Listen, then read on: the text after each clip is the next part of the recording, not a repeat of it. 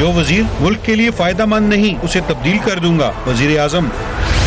اعجاز شاہ کے وزیر داخلہ بننے پر پیپلز پارٹی کے اعتراضات. کیا صرف وزارتوں میں تبدیلی سے ملک میں تبدیلی آ سکے گی؟ کیا وفاق کے بعد پنجاب کابینہ میں بھی رد و بدل ہونے والا ہے؟ پوچھیں گے سینئر تجزیہ کار سلیم صافی سے، سینئر تجزیہ کار اوریہ مقبول جان سے اور سینئر معاشی تجزیہ کار ڈاکٹر فاروق سلیم سے.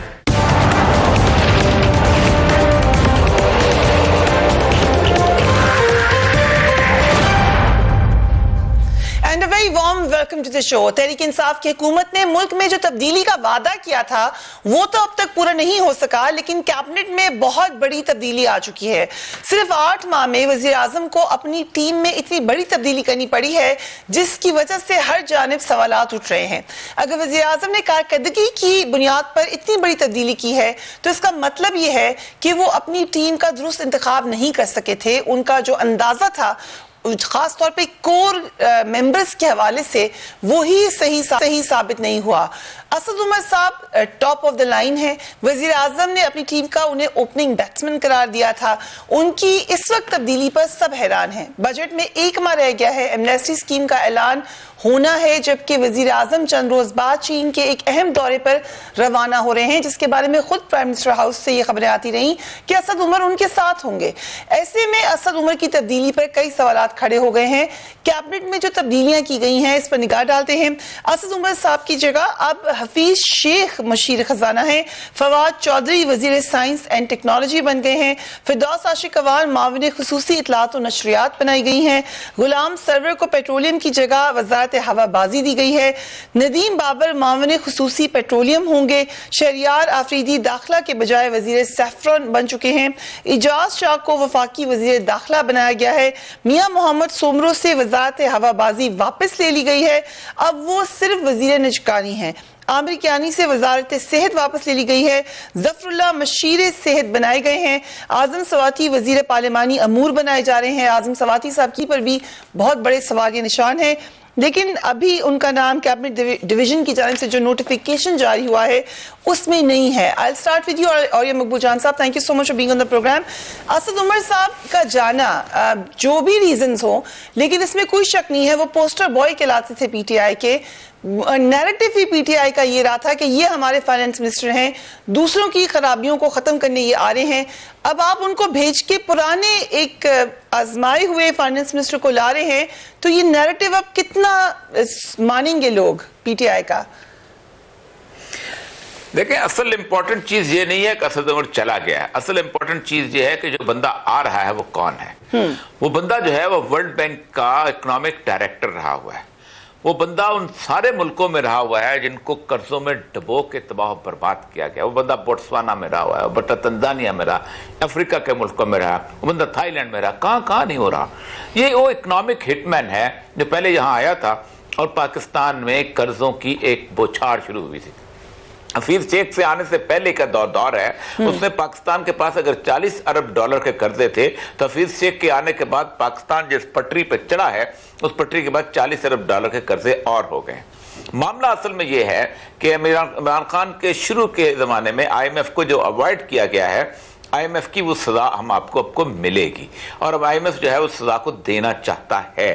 اس کی بنیادی وجہ یہ ہے کہ آئی ایم ایف کا جو سٹرکچرل ایڈجسٹمنٹ پروگرام ہے اس سے آج تک تو مجھے کوئی دنیا کا ملک پھلتا پھولتا نظر نہیں آیا، نہ آج تک پھلا ہے. ہمیشہ ڈومز ڈے کی طرف گئے ہیں. عمران خان صاحب نے فیصلہ کر لیا ہے، اب ٹھیک ہے، لیکن مسئلہ سمجھ یہ ہے کہ آپ کیسے اس چکر سے نکل سکتے ہیں. یہ بہت بڑا فیصلہ تھا جو عمران خان صاحب کو کرنا چاہیے تھا، ان جیسے لیڈر کو کر لینا چاہیے تھا، لیکن وہ نہیں کر سکے. اسد عمر بھی اس سٹیٹس کو کا شکار ہوئے ہیں. اور ایک اور بات میں عرض کروں، پاکستان میں اگر کوئی سمجھتا ہے کہ پاکستان نے بجٹ میکنگ یا فائنانسنگ جو کوئی کریٹو کام ہے، تو وہ شاید اگر بیوروکریسی کی بھول بھلیوں کو جانتا ہو تو وہ کبھی بھی کہے گا کہ بالکل کریٹو کام نہیں ہے. دسمبر میں اس کا پروسیس شروع ہوتا ہے. سیکٹری فائنانس جو ہے خط لکھتا ہے، سیکشن افسر تک وہ خط پہنچتا ہے، اس کے اندر وہ 10% ایڈ کر کے پیز اینڈ الاؤنسز کو شامل کر لیتا ہے. 8-10 پوسٹیں ایڈ کرتے ہوئے شیڈول آف نیو ایکسپینڈیچر کا معاملہ آ جاتا ہے. دو ایک کمرے کسی نے بنانے ہو, کچھ اور ریپیئر کا کام کرنا ہو, وہ بجٹ بن کے اوپر پہنچتا ہے, اور ساتھ پی این ڈی کی جو پلاننگ ڈیولپمنٹ کی میٹنگز ہوتی ہیں اس کے اندر کچھ اسکیمیں ہوتی ہیں, یہاں تک آ جاتے ہیں. فنانس ڈویژن کا, فنانس منسٹر کا کے دو کام ہوتے ہیں کہ آپ کا ریونیو کتنا آ رہا ہے اور آپ کا خرچہ کتنا لوگوں سارے محکموں نے مل کے دیا ہے, اس کے اندر جو پیچھے رہ جاتا ہے اس کی ڈیفیسٹ فنانسنگ کرتے ہیں. یہ ہے کام, ٹھیک ہے. اس ڈیفیسٹ میں کتنا ہم نے نوٹ چھاپنے ہیں, کہاں سے ہم نے قرضہ لینا ہے, کہاں, یہ کوئی کریٹو ایبلٹی ہے؟ آپ جب تک اس رٹ سے نہیں نکلیں گے, اسد عمر کی جگہ یہاں پر آپ جسے کہتے ہیں کینز کو لا کے بٹھا دیں, لیکن اگر آپ اس سارے سسٹم میں گھوم رہے ہیں تو آپ عمران خان کیا, عمران خان کی جگہ کوئی امام مہدی بھی آ جائے تو شاید تبدیلی نہ لے کے آ جائے, رائٹ, اگر اس سسٹم کو یہی رہنا ہے. جو آپ نے آئی ایم ایف کی سزا کی بات کی ہے, I'll come back to you on this. سلیم صافی صاحب, جو ایک اس میں حیران کن بات ہوئی, خبریں تو آ رہی تھیں ان کے ریموول کی, لیکن ایک دم سے فیصلہ کیا گیا ہے, کیونکہ یہ خبریں آتی رہی پرائم منسٹر ہاؤس سے کہ ابھی غور کیا جا رہا ہے کہ کون ریپلیس کرے گا, یا یہ پہلے سے ڈیسائیڈڈ تھا؟ نہیں, میرے خیال میں اسد عمر صاحب کو جس طرح آپ نے انٹرو میں کہا کہ اس کو تو وہ اپنا پتہ نہیں کیا کچھ سمجھ رہے تھے اور آخری وقت تک سمجھ رہے تھے. دوسرا, ظاہری بات ہے کہ عمران خان صاحب بڑے انا پرست آدمی بھی ہے, اور وہ یہ سمجھ رہے تھے کہ اگر میں اپنے ایک پوسٹر بوائے کو اب ہٹاؤں گا تو یہ ناکامی کا اعتراف ہوگا اور لوگوں پہ میری نااہلی واضح ہو جائے گی, تو اس لیے بھی وہ ریزسٹ کر رہے تھے.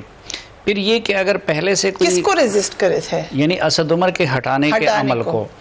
اور اسد عمر کو بھی انہوں نے پہلے انٹیمیٹ نہیں کیا تھا, اور بلکہ وہ اسد عمر سے کہہ رہے تھے کہ تم جاؤ میڈیا پہ اور ذرا اپنی صفائیاں کر لو تاکہ جو دباؤ ہے آپ کو ہٹانے کے سلسلے میں وہ کم ہو جائے. اس لیے ان 2-3 دنوں میں اگر آپ دیکھیں تو اسد عمر صاحب نے خود میڈیا کو کانٹیکٹ کر کے اپنے انٹرویوز پلان کیے تھے. میڈیا تو ان کو ہر وقت کانٹیکٹ کرتا تھا, انٹرویوز کے لیے اویلیبل نہیں تھے, لیکن یہ 2-3 دن جو تھے نا, وہ خود اپنی ان کی خواہش ہوتی تھی اور لوگوں کو کانٹیکٹ کیا تھا اور ان کے ساتھ بطور فائنانس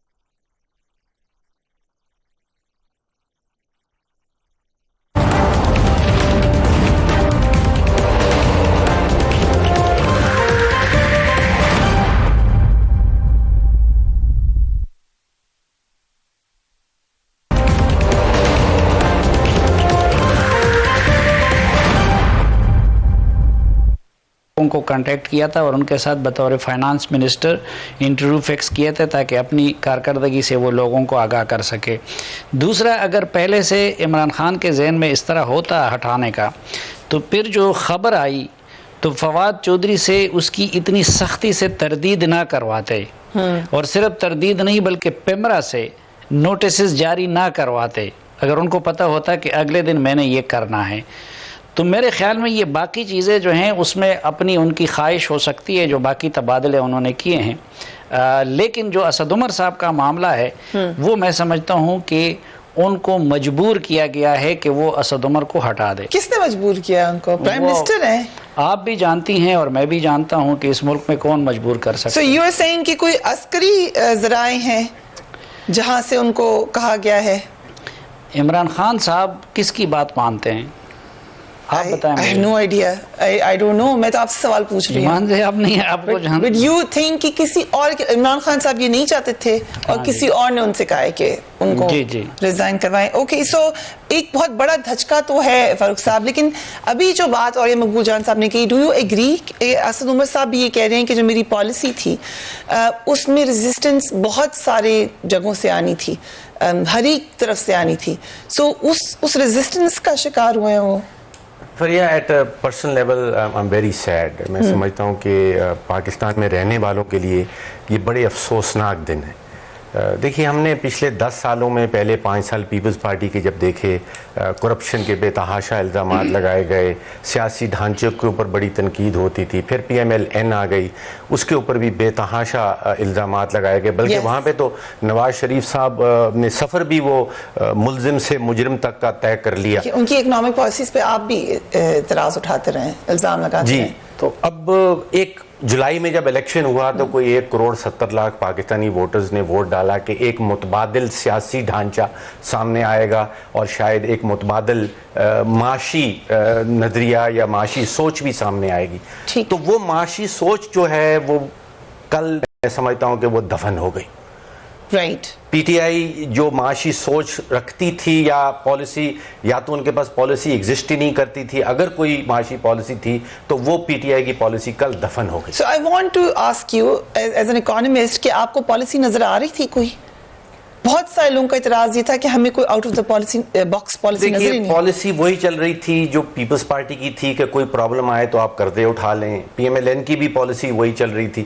8 مہینوں میں پی ٹی آئی کی پالیسی, اکنامک پالیسی میں صرف ایک ہی ستون تھا اور وہ قرضہ جات کا تھا کہ آپ پہلے دوست ممالک سے قرضہ جات اٹھا لیں, پھر صرف قرضہ جات کے علاوہ اکنامک پالیسی کے اندر اور کچھ نہیں تھا. اچھا, یہاں پہ اب ایک اختلاف جو میرا ہے, جو شخص اب آ رہے ہیں ڈاکٹر حفیظ شیخ صاحب, اگر آپ ان کا ایز اے پرسن دیکھیں تو he has a lot of experience, تجربہ بے تحاشا ہے, قابلیت بے تحاشا ہے, ورلڈ بینک کو ریپرزینٹ کر چکے ہیں تقریباً 1 درجن ممالک کے اندر, اور پاکستان کے اندر ان کا ٹریک ریکارڈ بہت زبردست رہا ہے.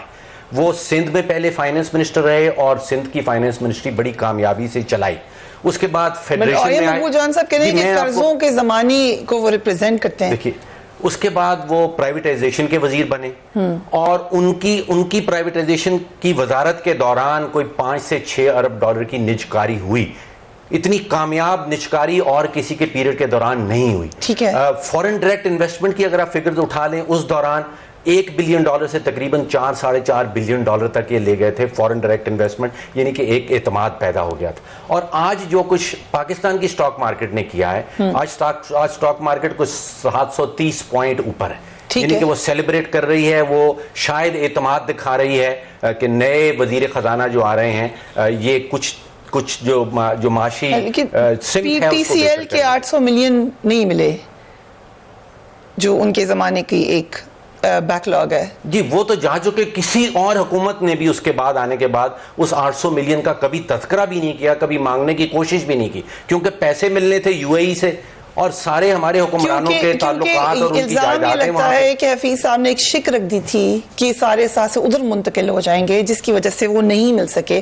وہ کانٹریکٹ کے اندر شک ان کی رکھی ہوئی تھی. جی, وہ شک تو جائز شک تھی. اگر آپ پی ٹی سی ایل کے شیئرز بیچ رہے ہیں اور ان کے اثاثہ جات جو ہیں وہ ان کے نام پہ ٹرانسفر نہیں ہو رہے, تو پھر جو خریدار ہے وہ یہ شک تو رکھوائے گا. لیکن ہوا یہ کہ ان کے جو فالوئنگ ایئرز میں تقریباً 90 سے 95% اثاثہ جات جو ہیں وہ تیار کر لیے گئے. فاروق صاحب, جو آپ کہہ رہے ہیں اسے ہم ایز این اکانومسٹ ہم یہ کہہ رہے ہیں کہ he is a good competent person, he is been replaced by an incompetent person. ہم اگر کمپیریزن کریں تو, کیونکہ پی ٹی آئی, ہم تو سیاسی بات کر رہے ہیں کہ پی ٹی آئی یہ کہہ رہی ہے کہ ہم اس ملک کی سیاست اور پی ٹی آئی کی معیشت جو ہے وہ میں سمجھ رہا ہوں کہ اس کے دفن کی تیاریاں شروع ہیں, کیونکہ واپس پیپلز پارٹی کی طرف ہی گئے. ڈاکٹر صاحب کی بات کی, اور یہ صاحب اگر ہم صافی صاحب کی بات سن لیں then I'm coming to you. جی صافی صاحب. میں ڈاکٹر صاحب کی بات کی تائید میں ایک عرض کرنا چاہوں گا کہ دیکھیں, جو ڈاکٹر صاحب کہہ رہے ہیں کہ پالیسیاں تو وہی تھی اسد عمر صاحب کے دور میں بھی, کہ جو پیپلز پارٹی کے دور میں تھی اور جو مسلم لیگ نون کے دور میں تھی, یعنی وہی کہ قرضے لے کے حالات کو کنٹرول کرنے کی کوشش کرو. لیکن مسئلہ اس کے ساتھ یہ تھا کہ ایکسپیرینس یا کمپیٹنس اور سنجیدگی وہ پیپلز پارٹی اور مسلم لیگ نون کے دور والی بھی نہیں تھی, بلکہ نااہلی اور غیر سنجیدگی ان سے بھی زیادہ تھی. اچھا, اب میں تو نہیں سمجھتا اکانومی کو سوری, لیکن ڈاکٹر صاحب سمجھتے ہیں. تو خود ایک شخصیت ہے جس سے عمران خان صاحب بہت زیادہ متاثر ہے, عاطف میاں صاحب. میں تو نہیں جانتا, اور کنٹینر پہ بھی ان کا نام لیتے تھے, اور پھر شروع میں ان کو پروپوز بھی کیا تھا ان کا نام. تو پچھلے دنوں آپ نے ان کے ٹویٹ دیکھے ہوگے کہ وہ کرپشن اور کمپیٹنس کا جب موازنہ کرتے ہیں تو عاطف میاں صاحب نے کہا تھا کہ کمپیٹنس بہت زیادہ ضروری ہے, کرپشن کے ساتھ سروائیو کیا جا سکتا ہے. مثلا انہوں نے پھر مثال دی تھی چائنا اور سعودی عرب کی. ٹھیک ہے, انہوں نے کہا تھا کہ دیکھیں سعودی عرب میں کرپشن چائنا سے کم تھی, رائٹ, لیکن چونکہ چائنا میں کمپیٹنس زیادہ تھی تو وہ سپر پاور بننے جا رہا ہے. اور اس کے ساتھ بھی تو میں یہ کہہ رہا ہوں کہ عمران خان صاحب جس شخص سے متاثر ہے اس کے کلیے کے مطابق بھی کمپیٹنس کو ترجیح ملنی چاہیے. اور حفیظ شیخ جو ہے وہ ڈاکٹر صاحب کہہ رہے ہیں, میں تو پھر یہ کہوں گا کہ اگر کمپیٹنٹ ہے تو کم از کم شاید اس سے 19-20 فرق یوں کہ بہتری آئے گی. اور مقبول جان صاحب آپ اس میں ایڈ بھی کرنا چاہتے ہیں, لیکن سوال تو یہ ہے کہ جو بار بار پی ٹی آئی کہتی رہی ہے کہ غلطی ماضی کی ہے, ابھی کل پرسوں تک بھی وہ یہ کہتے کہ معاشی غلطیاں ماضی کی ہیں. اگر ماضی سے ایک شخص کو اٹھا کر لانا ہے اور کہنا ہے کہ ہم سے بہتر کر رہا ہے, تو یہ بیانیہ تو ختم ہو گیا. اب اس کی وجہ یہ ہے کہ تمہیں نے درد دیا تھا, تم ہی دوا دو گے. دیکھیں حفیظ شیخ صاحب کا معاملہ یہ ہے کہ آئی ایم ایف کا ایک اسٹرکچرل ایڈجسٹمنٹ پروگرام ہے. یہ 60s کے بعد جب آئی ایم ایف نے قرضے دینے شروع کیے تھے تو 1982 میں کمال یہ کیا تھا کہ اس نے ایک جال پھیلایا تھا کہ لوگوں کو قرضہ دینے کے بعد پوری دنیا کے اندر لوگوں کی کرنسیاں جو تھیں ان کو ڈیویلیو کرنا شروع کیا گیا تھا, جیسے ہمارے ساتھ ہوا ہے. اور یہ انٹرنیشنل لیول پہ پریشرائز کر کے کیا جاتا ہے, وہ قرضہ دے نہیں سکتے تھے. پھر آئی ایم ایف کا اسٹرکچرل ایڈجسٹمنٹ پروگرام آیا تھا, یہ ابھی یہ بات کر رہے تھے, وہ بالکل ٹھیک ہے. حفیظ شیخ صاحب نے اگر یہاں پر پرائیویٹائزیشن کی ہے تو privatisation is the demand of I M F structural adjustment programme کے تحت. اگر فورن انویسٹمنٹ آئی ہے تو آئی ایم ایف جو ہے بنیادی طور پہ اس انویسٹمنٹ کو اس لیے لاتا ہے کہ وہ جو بینک ہیں نارتھ کے اندر بیٹھے ہوئے ان کے پیٹ بھرتے رہیں.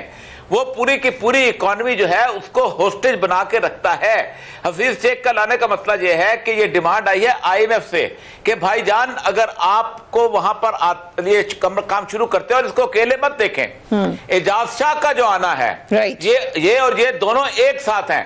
آپ اس وقت آپ نے جو ہاتھ پاؤں مارنے کی کوشش کی تھی, امریکن لابی سے باہر نکلنے کی کوشش کی تھی, اور آپ نے جو سب سے بڑا ڈیسیژن لیا تھا کہ چائنا کے یوان کے ساتھ آپ سویپ کریں گے اپنی اس کو, تو یہ اتنا بڑا سٹیپ تھا. آپ دیکھیں نا 2020 میں کرنے کیا جا رہے ہیں, آپ بیڈو سسٹم آف چائنا میں انٹر ہو رہے ہیں. اس کا مطلب ہے کہ جی پی ایس کو آپ خیر آباد کر رہے ہیں. جب آپ جی پی ایس کو خیر آباد کر رہیں گے تو آپ امریکن ویجیلنس سے باہر نکل جائیں گے. امریکہ کا جو پیٹرو ڈالر ہے اسی بات پہ ہے نا کہ آپ ڈالر میں قیمت پے کرتے ہیں. یہ جو 63 کنٹریز ہیں جو لین بن رہی ہے اس میں اگر انہوں نے چائنیز یوان میں پے کرنا شروع کر دیا تو مسئلہ بن جائے گا. پاکستان اس وقت اتنی بڑی لڑائی کا جیسے کہتے ہیں سینٹر بن چکا ہوا ہے امریکن اور رشیا اور چائنا لابی کے اندر, جس کی حساب ہی نہیں. یہ basically goodbye to CPEC کی صورتحال کی اس وقت آغاز کیا جا رہا ہے, جس کے اوپر بہت بڑا کانفلکٹ بلٹ ہوگا اور یہ بہت بڑی خرابی آئے گی. رائٹ, سو لارجر پکچر اور یہ مقبول جان صاحب دے رہے ہیں. وقفہ لیں گے, اس کے بعد ہم نے اسد عمر صاحب کی ریپلیسمنٹ کو تو دیکھ لیا, باقی لوگوں کی جگہ کون کون آ رہا ہے. We will have a look right after break.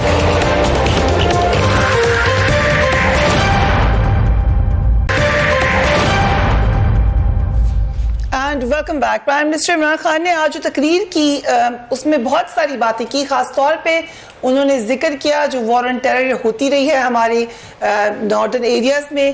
اس میں وہ کہتے رہے کہ میں تنقید کرتا رہا بڑے عرصے تک کہ پاکستان کی فوج کو وہاں پہ نہیں انگیج کرنا چاہیے, مگر آج جو سازش شروع ہوئی ہے جس میں ہماری فوج کو برا کہا جا رہا ہے وہ بھی غلط ہے. اس کے علاوہ انہوں نے جو چینجز کی ہیں کیبنٹ میں اس کا بھی ذکر کیا. انہوں نے کہا ایز اے کیپٹن میں نے اپنی ٹیم چینج کی ہے اور میں دوبارہ چینج کروں گا, میرا استحقاق ہے. صافی صاحب, ایک اوور آل تاثر یہ ہے یہ کہ کیبنٹ کی تبدیلی کر رہے ہیں, ایک طرف سے یہ تاثر نظر آ رہا ہے کہ شاید نہیں چیزیں سنبھل رہی تھی اس لیے تبدیلی کی گئی, لیکن کیا عمران خان یہ باور کرا لیں گے کہ میں بڑا سنجیدہ ہوں؟ بیکاز بہت سارے پی ٹی آئی کے لوگ یہ کہہ رہے ہیں کہ ہم نے کبھی نہیں دیکھا کہ کوئی اس طرح کی تبدیلی کر لے کیبنٹ میں. دیکھیے اسد عمر کس کے نامینی تھے اس کام کے لیے؟ پرائم منسٹر عمران خان کے. پرائم منسٹر مبینہ پرائم منسٹر عمران خان کے تھے, ٹھیک. یہ جو باقی جن لوگوں کو ناکام ڈکلیئر کر کے ہٹا دیا گیا ہے یہ بھی ان کی چوائس تھی نا, ٹھیک ہے, ٹھیک ہے. تو سوال یہ ہے کہ ورلڈ کپ کرکٹ پوری ٹیم کھیلتی ہے, اس میں سلیکٹر کا بھی کریڈٹ اور ڈسکریڈٹ ہوتا ہے, ٹھیک ہے, اس میں کوچ کا بھی ہوتا ہے, اس میں آپ کے اگر پوری ٹیم صحیح نہ کھیلے تو آپ نہیں جیت سکتے, رائٹ, ٹھیک. اگر آپ کی بیٹنگ اچھی ہو لیکن بالر بھی صحیح نہ کھیلے, ایون آپ کا وکٹ کیپر کی بھی اگر پرفارمنس زیادہ خراب ہو تو پوری ٹیم کی جیت کو وہ ہار میں بدل سکتا ہے, ٹھیک ہے. اس لیے وہ کلیکٹیو ہوتا ہے, ٹھیک ہے. تو 92 کے ورلڈ کپ کا کریڈٹ تو وہ صرف خود لے رہے ہیں, ٹھیک ہے, کہ جی میں نے ورلڈ کپ دلوا دیا, ان کے لوگ بھی یہ کہہ رہے ہیں اور اس کو کیش بھی کیا پوری زندگی میں, صحیح ہے. اب یہاں پہ آپ کا اسد عمر تو فیل ہو رہا ہے لیکن کیپٹن کامیاب, آپ کا جو ہے بزدار تو فیل ہو رہا ہے لیکن کیپٹن کامیاب, بزدار صاحب ہوں گے, آپ کا فواد چودھری تو فیل ہو رہا ہے لیکن آپ کامیاب, آپ کا شہریار افریدی تو فیل ہو رہا ہے، لیکن آپ کامیاب، ایک تو یہ منطق ہمیں سمجھ نہیں آتی کہ پھر ٹیم کا لیڈر خود اپنی ذمہ داری وہ لے لے، ٹھیک ہے کہ بھائی ہاں. پھر میں یہ سمجھنے سے قاصر ہوں کہ ایک شخص میں بھی ڈاکٹر صاحب کو بتا رہا تھا کہ میرا اسد عمر صاحب کے ساتھ کبھی انٹریکشن نہیں ہوا تھا، اور میں اکانومی کے الف بے کو بھی نہیں سمجھتا، لیکن 2013 میں میرے آرٹیکل ریکارڈ پہ باہر سے دیکھ کے میں نے کہ بھئی یہ بندہ جو ہے یہ اکانومسٹ نہیں ہے، یہ اس فیلڈ کا بندہ ہے جو اپنی مارکیٹنگ خود کر سکتا ہے. یہ کس نے آپ کو بتایا؟ پھر آپ کے میری اپنی آبزرویشن لیکن میں کہتا ہوں کہ عمران خان صاحب دن رات ان کے ساتھ بیٹھے ہوئے تھے، تو ایک بندہ اگر اتنی صحیح تشخیص نہیں کر سکتا، وہ پاکستان جیسے گمبھیر مسائل میں گھرے ہوئے ملک کے مسائل کی کیسے صحیح تشخیص کر سکے گا اور کیسے اس کا حل نکالے گا؟ آپ بھی میں یہ کہتا ہوں، یہ بات لوگوں کو بہت بری لگے گی، لیکن دیکھیں کہ اس دوران جو ہے نا، آپ کسی بڑے سے بڑے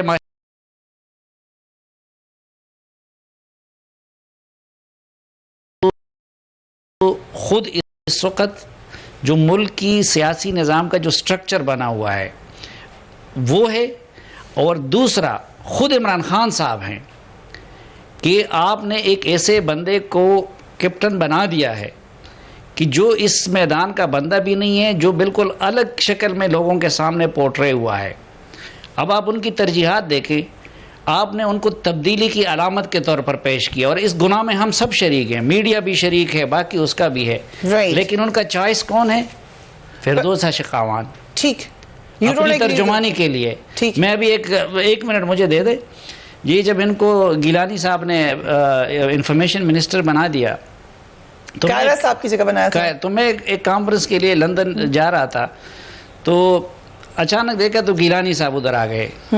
تو ان کا بیٹا بیمار تھا، اگر آپ کو یاد ہو تو اس کے لیے تو وہ اس لیے وہ خصوصی جہاز کی بجائے ذاتی یہ PIA میں جا رہے تھے.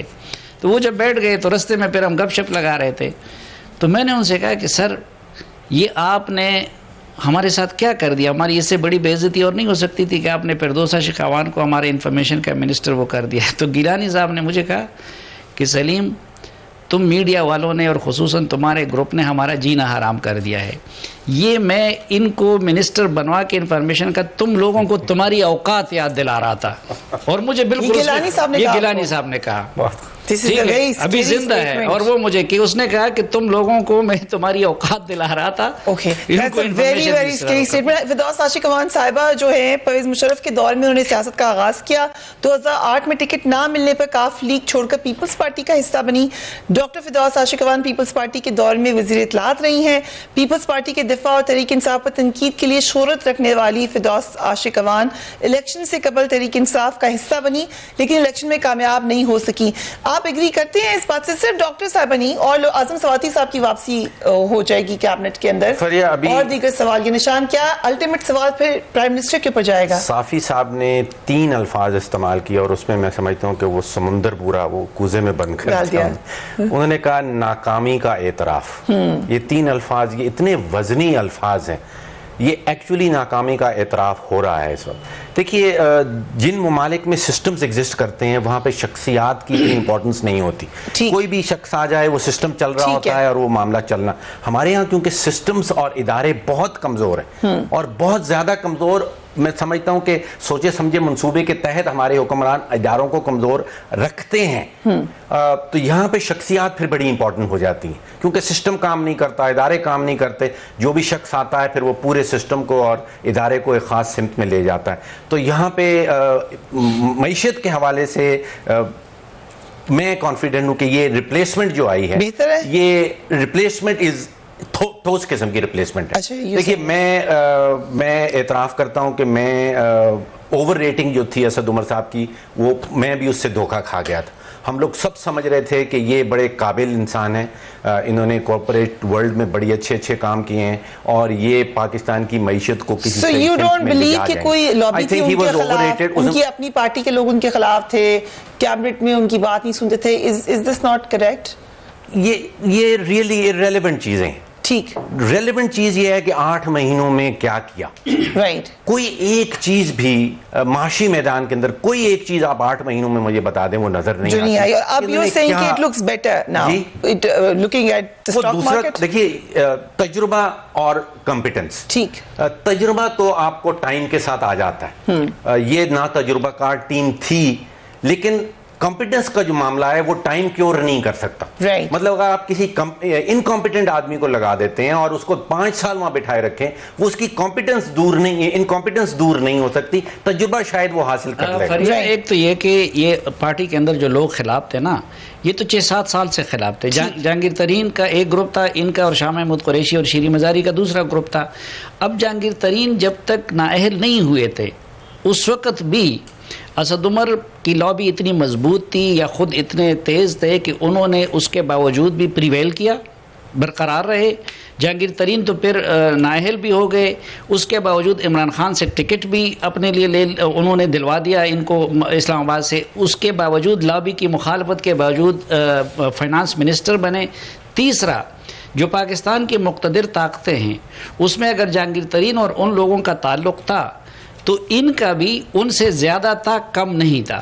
اس لیے یہ جو ایکسکیوز پیش کر رہے ہیں کہ جی اس لابی نے ان کو ناکام کروایا, اتنے مضبوط ہوتی لابی اس کے مقابلے میں اور یہ کمزور ہوتے تو پھر فائنانس منسٹر ہی نہ بنتے. اوکے. اور یس مقبول جان صاحب I'll come to you on this now. یہ الٹیمیٹلی کیونکہ بہت سے لوگ بڑے پاپولر ہیں عمران خان صاحب, آج بھی ان کے جلسے میں بہت لوگ تھے, ابھی بھی وہ بڑی پاپولر پارٹی کو لیڈ کرتے ہیں, لیکن کیا یہ تاثر بننا شروع ہوگا کہ پرائم منسٹر عمران خان شاید صحیح سے نہیں سلیکٹ کر پا رہے ہیں اپنی ٹیم اور شاید کرکٹ واقعی الگ ہے اور سیاست الگ ہے؟ دیکھیں پاکستان کی گزشتہ تقریباً 8-10 سال سے جو ڈسکشنز ہو رہی ہیں نا اس ڈسکشنز میں ایلیفنٹ ان دا روم کو کوئی آئیڈینٹیفائی نہیں کرتا. ڈاکٹر محبوب حق نے جب کتاب لکھی تھی نا 7 Sins of the Planners تو اس نے ایک بڑی مزدار بات کی تھی. اس نے کہا تھا کہ بنیادی طور پر پاکستان کی جو پورے کا پورا سٹیٹس کو ہے بیوروکریسی کے گرد گھومتا ہے. آپ کیا سمجھتے ہیں یہ وزیر کام کرتے ہیں؟ وزیر کو پتہ بھی نہیں ہوتا منسٹری چلتی کیسے ہے, ساری زندگی پالیٹکس میں گزار جاتے ہیں, دفن ہو جاتے ہیں, فائل پڑھنی نہیں آتی. 5 سے 7 سال لگتے ہیں جرنیل کو فائل سمجھنے میں, تب جا کے اس کو پتہ چلتا ہے. ہم نے پہلے دن کہا تھا اگر آپ نے بیوروکریسی کا قبلہ ٹھیک کر لیا تو آپ تبدیلی لے آؤ گے ورنہ کچھ نہیں کر سکتے. اور بیوروکریسی جب گھیرتی ہے کسی کو تو مکمل طور پہ گھیر لیتی ہے. یہی حال نواز شریف تھا جب فائنانس منسٹر لگا تھا, الف بے نہیں آتی تھی اس کو پنجاب کے اندر, اس کے 4 بیوروکریٹ دوست تھے وہ اس کو آ کے چلایا کرتے تھے. یہی باقی لوگوں کا حال ہوتا ہے. فائل کے آپ اندازہ کریں پھر کہتے ہیں ہمارے اقتدار نہیں ملتا. مجھے ایک پی ٹی آئی کے بہت سینئر وزیر ملے, مجھے کہا جی کیسے ہم اقتدار, میں نے کہا 2 کام اپنے ہاتھ میں لے لو. ہم تو ہر دفعہ کہتے ہیں ایک تو آپ پرنسپل اکاؤنٹنگ افسر آپ وزیر بن جاؤ اور دوسرا آپ ایڈمنسٹریٹو ہیڈ کا نوٹیفائی کرو. یہ تو آپ نے خود کرنا ہے. آپ نے تو سیکٹری کے ہاتھ میں خود اپنی عزت اپنا وقار اپنا سب کچھ پکڑایا ہوا ہے, وہ کیسے شیئر نہیں ہوگا؟ کام کرنا نہیں چاہتے. اور یہ صرف پی ٹی آئی کے اوپر نہیں ہے, سب کے اوپر ہے. مسئلہ صرف یہ ہے کہ آج 70 سال تک آپ نے قرضہ لے کے زندگی گزاری ہوئی تھی. اب وہ زمانہ آ گیا ہے کہ عمران خان چھوڑ کے سلیم صافی صاحب اپنی ٹیم بھی نامنیٹ کر دینا تو نہیں کچھ ہو سکتا. اس میں یہ ہے کہ آپ نے اتنا زیادہ اس ملک کو تباہ برباد کر دیا ہے گزشتہ 70 سالوں کے اندر. انالیسس تو دیکھیں دنیا میں کرتی کیا ہے. ٹھیک, آپ کہہ رہے ہیں کہ جو مین ایشو ہے اس کو ایڈریس ہی نہیں کیا. We will take a break and we will be right back.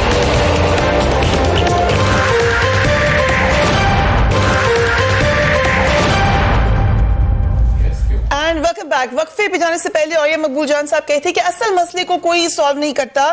میں باقیوں سے بھی بات پوچھوں گی بٹ اور یہ صاحب آپ سے یہ سوال یہ بھی پوچھوں گی کہ اس کو صحیح کیسے کرنا ہے؟ اگر یہ ہماری ہی غلطی ہے کہ ہم ایک ہی شخص سے امید کرنے لگ جائیں کہ یہ سب کچھ ٹھیک کر دیں گے, کس نے ٹھیک کرنا ہے اور کیسے ٹھیک کرنا ہے؟ پھر دیکھیں خواہ پولیٹیکل لیڈرشپ ہو یا اسٹیبلشمنٹ ہو, یہ آپس میں لڑتے رہتے ہیں اور جو جس معاملے کو ٹھیک کرنا ہوتا ہے وہ نہیں ٹھیک کر سکتے. آپ ذرا سے انٹیریئر منسٹری میں چلے جائیں. 1947 سے بھی پہلے کے جو کاغذات ہیں نا, سیکشن 144 کیسے لگنی ہے فلاں ہے, اسی کے اوپر مکی بے مکی مارے جا رہے ہوتے ہیں کوئی, اور سارے چاہتے بھی یہی ہیں. اور انہوں نے سیاستدان کو جرنیل کو یہ خوف ڈالا ہوتا ہے کہ اگر یہ کر لیا تو ملک اتھل پتھل ہو جائے گا, اور یہ اسی چکر میں لگے رہتے ہیں. پہلے دن ہم نے یہ کہا تھا کہ آپ تو ایک سیریمونیل قسم کی چیزیں ہیں, آپ خود سوچیں کہ میں آپ کو ایک مثال آپ کو دیتا ہوں، جب مشرف آیا نیا تو سارے کرنیلوں کو انہوں نے بنا دیا تھا کہ وہ اپنا مانیٹرنگ ٹیم کے ہیڈ ہوں گے. مجھے بتایا اس نے کہ جی آپ ایسی ٹریننگ کریں ان کی ریونیو کے معاملے کے اندر. گھنٹے آپ ٹریننگ میں کر کے واپس آیا. کور کمانڈر صاحب نے پوچھا آپ نے اس کو پٹواری کی بدماشیاں بتا دی؟ میں نے کہا میں 18 سال کی نوکری میں خود سمجھ نہیں سکا، یہ کیسے سمجھ لے گا؟ آپ سمجھتے ہیں کہ وہ جو پورے کا پورا سسٹم ہے جس کے اندر سارے کا سارا گند ہے، اس گند کے اندر کہ حضرت عیسیٰ علیہ السلام جیت کے آئیں گے، خواہ وہ نواز شریف ہو، خواہ وہ عمران خان ہو، خواہ وہ کوئی ہو، یا ایک جرنیل جی ایچ کیو سے اٹھ کے آئے گا تو ٹھیک کر لے گا؟ نہیں ہوگا. آپ کو سیریس ایفرٹ کرنی پڑے گی. ہمارے تمام پورے کے پورے میڈیا اٹھا لیں، نہ کوئی سیریس ڈسکشن کرتا ہے اس معاملے کے اندر، نہ سیاستدانوں کے پارلیمنٹ میں سیریس ڈسکشن ہوتی ہے، نہ ایون جی ایچ کیو اور اس کے اندر این ڈی یو میں ڈسکشن ہوتی ہے. کوئی اس بارے میں تصور ایک چار ماڈل اٹھاتے ہیں، کوئی ملیشیا کا لے آتا ہے، کوئی کسی اور کا لے آتا ہے. I think this is a very apt analysis. Do you agree, Safi صاحب, کہ ہم مسائیہ سنڈروم میں پھنسے ہوئے ہیں؟ ہم اپنی مسئلہ جو ہے جو کہ اور یہ مقبول جان صاحب کہہ رہے ہیں ایلیفنٹ ان دا روم، وہ ہمیں نظر ہی نہیں آ رہا. دیکھیں وہی سمجھنا چاہیے نا کہ ایلیفنٹ ان دا روم کیا ہے. آپ کو کیا لگ رہا ہے؟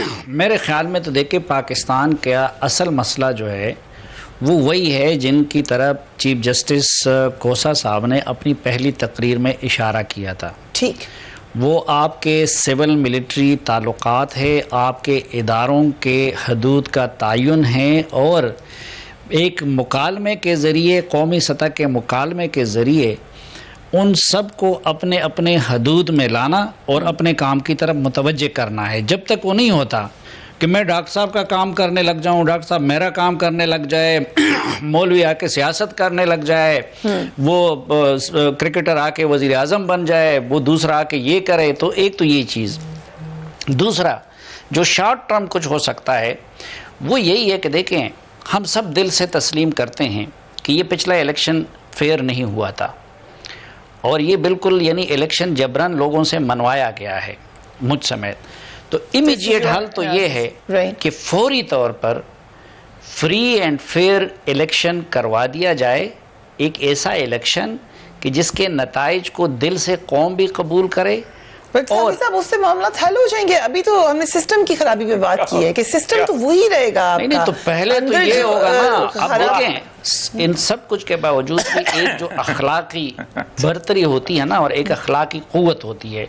اب جب پرائم منسٹر کے دل میں بھی یہ ہو کہ بھئی میں تو جیتا نہیں ہوں، سسٹم پہ کسی سسٹم سے سارے الیکشن ہوئے ہیں، اچھا کہ میں تو ہر الیکشن پہ سوالیہ نشان نہیں، ایسے سوالیہ نشان کسی پہ نہیں تھے.